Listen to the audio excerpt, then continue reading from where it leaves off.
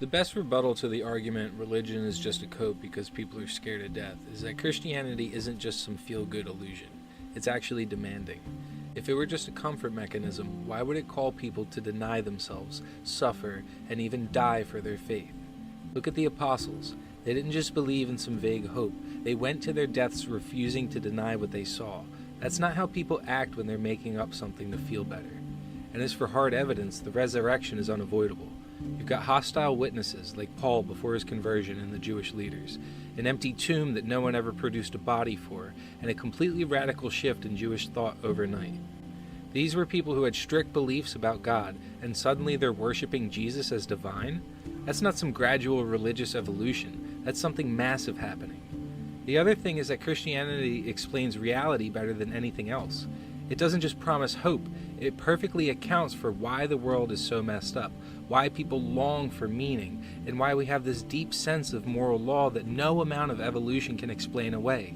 It's not just wishful thinking. If anything, it's the hardest thing to accept because it requires surrender. If religion were just a psychological crutch, it would evolve in ways that make life easier for its followers, right? But Christianity does the opposite. It calls people to radical self-denial, to love their enemies, to forgive endlessly, to embrace suffering, and to reject worldly power and success. It doesn't say, be happy and comfortable now. It says, pick up your cross. That's not a message people invent to comfort themselves. If anything, it's a message people naturally resist. Then there's the historical side. Christianity exploded out of the most hostile environment possible. The Jews were fiercely monotheistic. Worshipping a man as God was absolute blasphemy. The Romans had no patience for religious movements that didn't fall in line, and yet this belief in a crucified and risen Christ spread like wildfire, even when it meant persecution, exile, and execution. Nobody risks their life for a lie they know is false.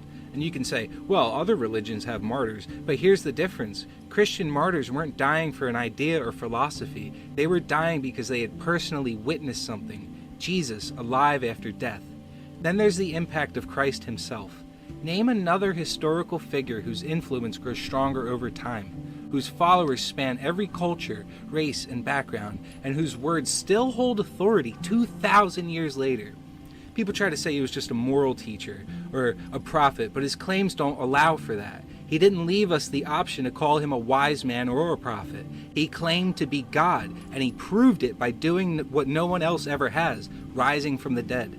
And when you compare worldviews, Christianity uniquely explains why we feel lost, why we long for something beyond this world, and why nothing material ever truly satisfies us. If we were just evolved animals, why do we even have concepts like justice, love, and purpose? No other system gives real answers. Atheism tells you life is meaningless. Other religions tell you to save yourself through effort. Christianity tells you the truth. You can't save yourself, but God loves you enough to do it for you. So no, this isn't a cope. It's the most real thing there is. The only reason people reject it is because accepting it means changing everything.